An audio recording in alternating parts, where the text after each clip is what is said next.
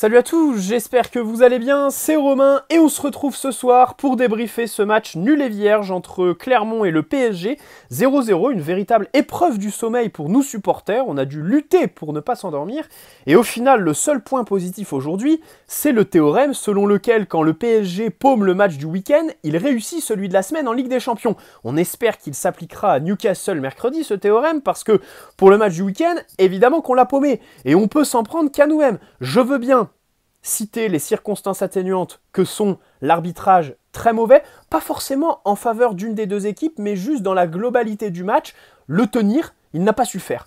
Ensuite, la pelouse, déjà que tes joueurs intrinsèquement, il y en a qui n'ont pas vraiment le bagage technique, si en plus tu leur mets une telle pelouse, bah c'est sûr que ça devient compliqué.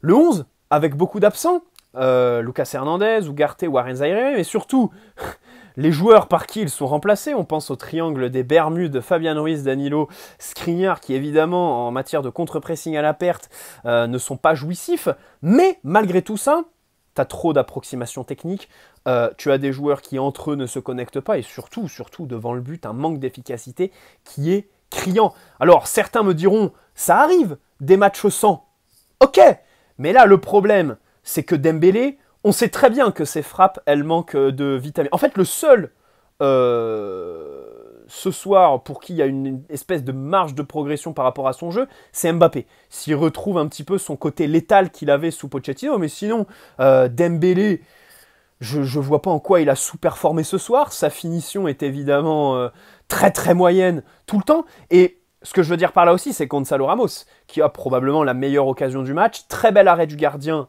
à signaler bien sûr, et c'est à la décharge de notre attaquant, mais il loupe son contrôle. Et on l'a déjà dit dans le débrief du match contre Dortmund, son but hors jeu, il met trop de temps pour se mettre en position de frappe. Et ça, en Ligue 1 au PSG, ben ça va payer cash. T'as pas le temps de contrôler, de faire machin chouette en fait. Parce que les équipes jouent bas,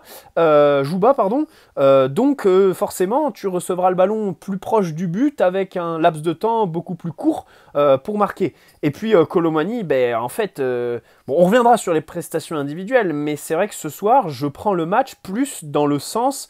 les joueurs sont intrinsèquement limités en fait. C'est pas des circonstances d'aujourd'hui, c'est des choses qu'on va retrouver toute la saison. Alors bien sûr, dans la dimension collective, alors la deuxième mi-temps, je la trouve un peu meilleure que la première, parce qu'avec le ballon, tu as fait plus de choses, et sans, tu as eu un peu plus de contrôle. Le début de match, c'était quand même très drôle. Hein. Les fixations de Clermont dans l'axe pour aller chercher le côté, et comment ils échangeaient en une touche, deux touches maximum, pendant que nous, Randall avait besoin de 4 ballons pour enfin le contrôler et être solide sur les appuis. Bon, c'était assez drôle. Voilà. Malgré ça, au bout de 15-20 minutes, tu retrouves quand même du contrôle, tu te crées des occasions. Alors, Dembélé en première a eu les tirs et en seconde, les centres. En première, c'était à lui de finir. En seconde, c'est lui qui a plus servi ses partenaires. Avec ses centres, je pense celui sur la tête de Danilo en fin de match. La tête qui est complètement loupée. À la limite, c'est un coup de pied arrêté, je crois, un coup franc en première. La tête de Danilo, bon, elle part. Allez, je lui en veux pas trop. Mais par contre, en fin de match, là, la tête, elle est complètement loupée dans l'exécution, quoi. C'est pas possible. Il y a aussi le centre de Dembélé pour Mbappé avec le poteau. Mais voilà, beaucoup d'occasions ce soir et un PSG inoffensif, très compliqué. Tu rentres au vestiaire 0-0. Tu reviens avec 2 tirs de loin à signaler. D'abord, Hakimi, Vitinha. Et ensuite, la fameuse occasion de Clermont. Voilà, évidemment, clairement pas dernier de Ligue 1 sur le match. Hein. C'est vraiment une équipe très vaillante. Alors, on sait très bien que contre nous, ils font le match de leur vie. L'exemple parfait ce soir, c'est le gardien, Moridio, bien sûr. Hein. Ça, pareil, une circonstance atténuante en plus. Mais, malgré ça, tu vois, par exemple, l'occasion de Gonzalo. Ok, on peut me dire, le gardien fait un très bel arrêt. De l'autre, je répondrais, le contrôle manqué, trop de temps pour se mettre en position de frappe. Voilà. Et bien sûr, Donnarumma qu'on remercie, voilà, qu'on embrasse. De toute façon, sur sa ligne, on sait très bien qu'il est exceptionnel. À la relance, il s'est pas fait peur. C'est plus Dio qui s'est fait peur à un moment donné avec Kolo Muani au pressing. Mais voilà, là, le double arrêt de Donnarumma au retour des vestiaires est absolument phénoménal. Merci Gigio pour ça.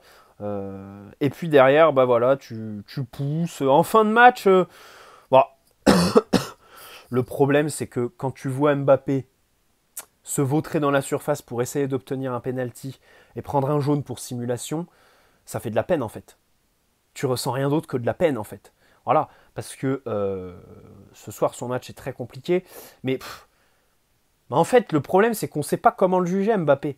Si il est titularisé ce soir en pleine forme, alors ma lecture du match c'est arrête de faire le playmaker, arrête de décrocher, ne joue pas les situations de manière trop individualiste, mais tout ça, je le jette à la poubelle tout de suite. Parce que je sais très bien que ce soir, on a eu un Mbappé diminué sur le terrain en fait. Le vrai problème, c'est que ce garçon, comme la semaine dernière, qui met 30 minutes à sortir, qui fait chier tout le monde, alors qu'au final, il est strappé comme pas possible, eh ben, apprends à ne pas jouer en fait, à laisser ta place, parce que c'est très difficile à dire, hein, parce qu'en vrai, c'est limite démagogique ce que je dis, puisque enfin, tous les joueurs ont joué, jouent avec des douleurs. Voilà, démarrent des matchs avec des douleurs, avec des inconforts. Verratti l'a dit plein de fois. Le problème, c'est que Mbappé, quand il est diminué, il est vraiment pas bon. Comme quand il revient de blessure.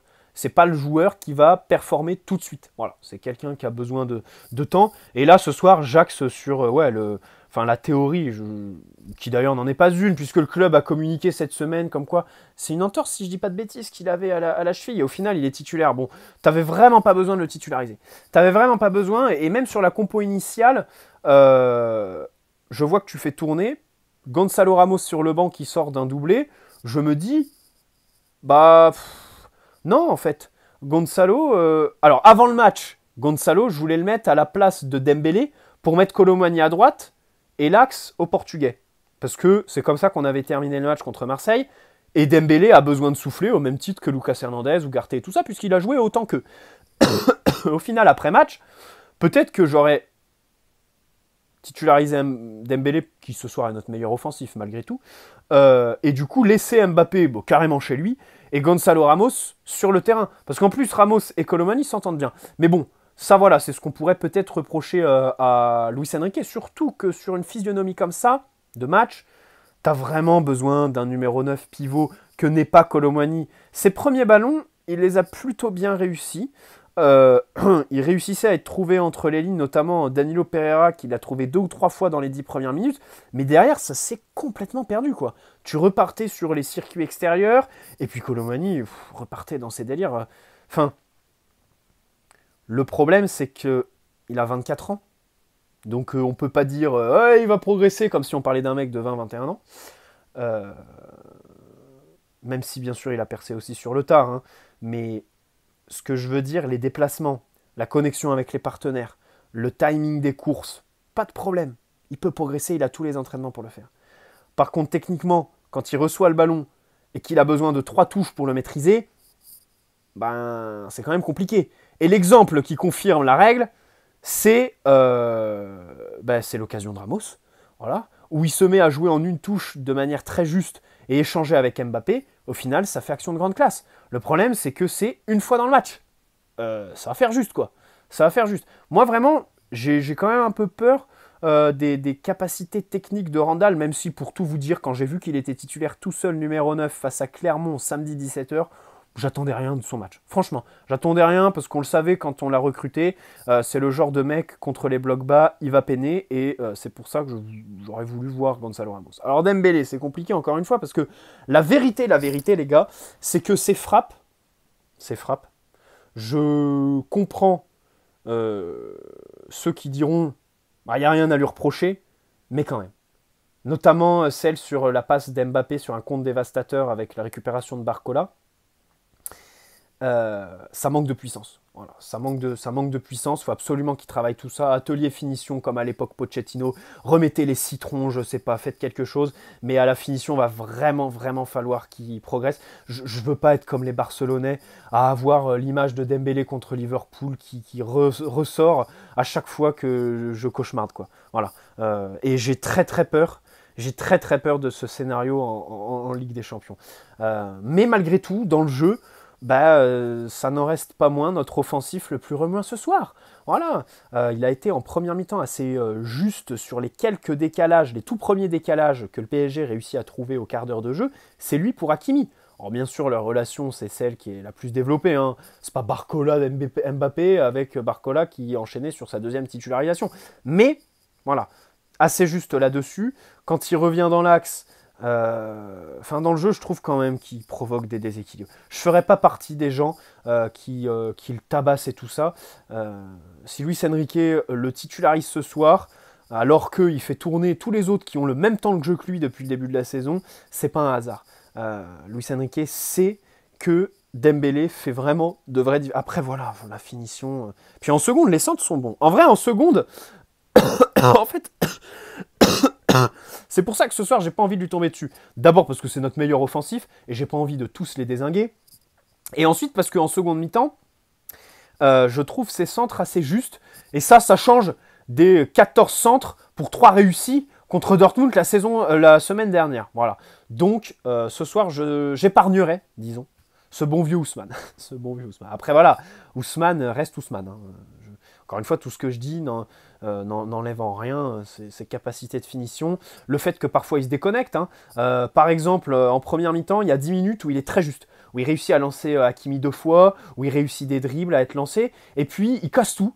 Sur un corner qui joue à 2 avec Mbappé, il s'en mêle complètement les pinceaux et au final, Clermont récupère, ça fait contre-attaque. Et là, tu dis, pourquoi il se déconnecte comme ça ? C'est très frustrant. Donc Mbappé, comme je l'ai dit, match très compliqué, encore une fois, beaucoup d'actions forcées, d'autres jouées trop individualistes, des remises très simples, loupées, des contrôles pareils. Alors l'année dernière, c'est marrant parce que son rôle a vraiment évolué et faut pas se mentir. C'est aussi, je pense, une consigne de Luis Enrique que Mbappé soit plus dans le demi-espace plutôt qu'à coller la ligne en fait. C'était le rôle de Barcola, celui de Vitinha depuis le début de la saison, et donc Mbappé n'est plus ailier. Mbappé en fait est cette espèce de joueur demi-espace où il a plus de ballons à contrôler de haut jeu, moins d'appels à faire. Donc évidemment, c'est très compliqué. Et ce soir, avec tous les défauts techniques que j'ai vus, je me suis dit, en fait, est-ce que cette équipe en transition est vraiment l'équipe qu'on veut nous faire croire ? Déjà, de toute façon, en ce début de saison, c'est évident que là, les résultats sont vraiment passés sous la table, quoi. Il y a beaucoup trop peu de critiques, de remises en question. Même pas de critiques, en fait, de débats. De débats autour de ce qui ne va pas dans ce PSG. Parce que tu as quand même laissé beaucoup de points. Hein, contre des équipes, des matchs où... Toulouse, Lorient, ça fait déjà 4. 6, tu as déjà laissé 7 points. Et là, ce week-end, bon, tu es deuxième provisoirement. Mais si les équipes qui sont derrière toi gagnent toutes, tu repasses 5e. On est quand même fin septembre. À un moment donné, le classement de début de saison, c'est les 15 premiers jours d'août qu'une équipe comme Brest est leader. Voilà, après, derrière, ça se tasse et c'est terminé, la dictature reprend. Là, ça prend quand même beaucoup de temps. Et le problème, c'est que ce soir, tu fais tourner. Tu laisses encore des points. Et il y aura des moments dans la saison où, du coup, ces points, il va falloir les récupérer. Des moments de la saison qui seront beaucoup moins faciles en matière de rythme de match, où tu joueras tous les 3 jours. Où donc, tu devras récupérer ces points avec ton équipe type, avec des joueurs qui seront évidemment blessés. Donc, perdre autant de points sur le début de saison, franchement, ça me déplaît vraiment. Et je trouve qu'il y a vraiment un vrai décalage entre tout ce qui est dit dans les médias et en fait la réalité du terrain. Et c'est pareil sur le bruit qui dit ouais, le PSG doit plus jouer en transition. Mbappé, pas de problème. C'est le meilleur contre-attaquant du monde, là-dessus pas de problème. Mais Colomani, Dembélé, vous croyez vraiment que ce sont des joueurs qui peuvent mener des contre-attaques jusqu'au bout ? Alors bien sûr qu'ils peuvent faire 50 mètres en sprint total, mais ce que je veux dire, c'est que leur maîtrise du ballon, l'exécution instinctive des gestes, que demandent les contre-attaques ? C'est compliqué. C'est compliqué. Et donc je me pose cette question, réellement, est-ce que le PSG est vraiment l'équipe de transition qu'on veut nous faire croire ? Voilà, Bon, après, voilà, ça peut être un vrai débat à ouvrir. Alors après, là, je l'ai axé sur les qualités individuelles. Et puis surtout au-delà de ça, au-delà des joueurs, des attaquants, qui pour les lancer? Enfin, qui pour faire ses passes verticales de suite à la récupération? Mais pas grand joueur en fait, hein. C'est pas Skriniar, c'est pas Dagno qui va te le faire. Alors, les deux font un match compliqué, puisque de toute façon la charnière, euh, c'est un running gag bien sûr. Fabien Ruiz, j'ai eu de la bonne volonté à dire que en sortie de banc, non mais c'était même pas de la bonne volonté en fait, c'était de l'objectivité. Ce mec doit rester sur le banc, rentrer 20 minutes grand maximum dans un match, c'est tout. Voilà, ce garçon, il doit rentrer à la 70e, mais commencer les matchs, non, c'est pas possible. Alors sa deuxième mi-temps est meilleure, notamment avec ballon, mais la première, c'est compliqué quoi. C'est compliqué parce qu'il se place n'importe comment, il n'a aucune réactivité, il n'est pas rapide du tout, il est très mou une fois qu'il arrive au duel. Avec ballon, c'est quand même assez neutre, les passes ne sont pas assez appuyées. Vitinha commence mal sa première mi-temps, il finit bien. Je trouve que sa fin de première mi-temps est assez intéressante, c'est globalement sa meilleure partie du match. Mais encore une fois, on a retrouvé un Vitinha quand même très neutre en fait, très difficile à analyser. Voilà. Euh, donc, on signalera aussi le gap entre les titulaires et les remplaçants. Voilà. Et encore une fois, faire tourner, c'est logique parce que Lucas Hernandez, par exemple, revient des croisés, ou Ugarte va partir outre-Atlantique sur la prochaine trêve internationale, ou Arenz Zaïre-Emery a 17 ans. Mais le problème, c'est que quand tes remplaçants sont aussi loin de tes titulaires en matière de niveau et aussi en matière de profil pour mettre de la continuité dans ta philosophie de jeu, c'est très compliqué. Et au final, tu perds des points. Et en fait, on va arriver dans un cul-de-sac que j'expliquais il y a 5 minutes. Voilà. On va arriver dans un cul-de-sac à un moment de la saison où on sera obligé de jouer avec l'équipe type si on veut regagner les points qu'on perd actuellement et qu'on a perdu aussi avec l'équipe type. Mais le problème, c'est qu'à un moment donné, il faut aussi savoir se passer de certains joueurs. Et ça va être le plus difficile. Bon, là, enfin, discours bateau, hein, vous le savez, hein, les matchs du samedi à 17h, pas d'intensité, trop de passivité. Barcola, défensivement, le retour dans la surface, c'est exceptionnel, quoi. C'est Bradley Nesta. C'est exceptionnel. Et il y en a d'autres des retours où il a vraiment une vraie science de la défense, en fait. C'est pas je cours pour courir. Non, c'est vraiment je sais défendre. J'ai une vraie technique de défense. Ça, c'est très très bon. Colomani engage des pressings et tout ça, c'est bien. Dembélé est toujours aussi discipliné défensivement. Mais bon, on va voir contre Newcastle cette semaine, qui risque d'être un match, encore une fois, très compliqué. Dans la mesure où je pense pas qu'on prendra une tempête avec en face une équipe qui se livre complètement, mais une équipe voilà, qui va nous attendre, qui va être très solide, avec des joueurs qui au duel vont te demander un gros travail. Et toi, il va falloir que tu répondes, que tu aies beaucoup plus d'efficacité. Mais là, il faut absolument un atelier finition parce que c'est pas possible. Ah, mais j'oubliais la frappe de Colomani en première mi-temps où il s'en mêle avec son pied d'appui. Mais craquage total, ça aussi. Pareil, voilà, faut vraiment bosser tout ça. Faut vraiment y travailler parce que on va s'en mordre les doigts. D'ailleurs, on s'en mord déjà en réalité. Donc voilà, 0-0 bien embêtant. J'espère que ce match va pas laisser de traces parce que, encore une fois, et ça je le martèle depuis le mercato, pendant le mercato, mon discours c'était mettre Mbappé au loft si au final il reste au 1er septembre. Ce serait une décision stupide puisque tu t'en priverais sur tes premiers matchs et si on perd des points sur nos premiers matchs sans lui, on pourrait s'en mordre des doigts puisque ce seront des matchs qu'on aurait gagnés sans lui, avec lui. Lorient-Toulouse, bon, il n'est pas là, enfin Toulouse s'il rentre, il fait son penalty machin, mais Lorient perd un point. La réalité c'est que j'avais faux quand je disais ça. J'avais faux et je fais mon mea culpa. Parce que contre Nice, alors il te met son doublé, alors avec un but super ciseau, mais le match est très très compliqué. Contre Dortmund, pareil, il est son début de saison dans le jeu, Mbappé, c'est très compliqué. Et encore une fois, fait une vraie pause. Mais le problème, c'est qu'il l'a eu avec le loft, quoi, la pause. Le problème, c'est ça, c'est qu'il l'a eu. Et qu'aujourd'hui, psychologiquement, en fait, t'as un boomerang parce que le garçon, tu l'as frustré de ne pas jouer, de rester avec les transférables. Et aujourd'hui, il veut rattraper le temps perdu. Voilà, ça peut se comprendre. Mais de l'autre côté, c'est de la responsabilité du staff de faire un choix, de Luis Enrique. Voilà, Parce qu'en plus, ce qui est idiot, c'est que le week-end dernier, le match contre Marseille, t'as prouvé que Mbappé ou pas, l'équipe est la même. Voilà. Tu réussis à en planter 4 à Marseille sans lui. Alors bon, l'ouverture du score, c'est lui qui va chercher le coup franc pour Hakimi. Mais derrière, 3 autres, c'est sans lui. Pourquoi tu continues pas ce week-end? Voilà. Puis après, bon, tu le réintègres contre Newcastle, parce que là, derrière, t'enchaînes sur Newcastle-Rennes. J'espère qu'Mbappé va se remettre la tête à l'endroit et la cheville dans la glace. Parce que là, on va avoir besoin de lui et de son côté vraiment létal en Ligue des Champions, que j'espère il va retrouver rapidement, parce que ça va 2 minutes, quoi.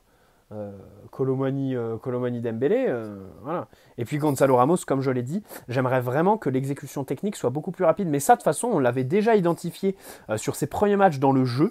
C'est quelqu'un qui met trop de temps quand il a le ballon. Alors, c'est un défaut de qualité technique, bien sûr, un défaut de confiance et d'automatisme avec ses partenaires, mais quand il est face au but, le but, c'était le même à Benfica, hein. Les gardiens, c'est les mêmes, hein. C'est des adversaires, hein. Voilà. Que tu saches pas te connecter avec tes partenaires, pas de problème quand tu es dos au but ou les trucs comme ça. Mais par contre, quand tu es en solo face au gardien, là, non, il n'y a pas de truc d'acclimatation ou quoi. C'est comme Colomani, les qualités techniques, en fait. C'est des choses qui sont intrinsèques. Bref, bonne soirée. N'hésitez pas à poser un like si cette vidéo vous a plu, vous abonner si ce n'est pas déjà fait. Et puis on se retrouve très vite pour parler de la blessure de Nuno, les gars. Parler de la blessure de Nuno, parce que j'avais préparé une vidéo l'autre jour que j'avais pas fait parce que je suis sorti. Donc là, demain je vais vous la faire, puis après on parlera de Newcastle. Je crois que Newcastle c'est mercredi, hein. C'est mercredi, oui, le 4. De toute façon, l'autre fois on a joué le mardi, donc là oui, c'est mercredi. Ciao.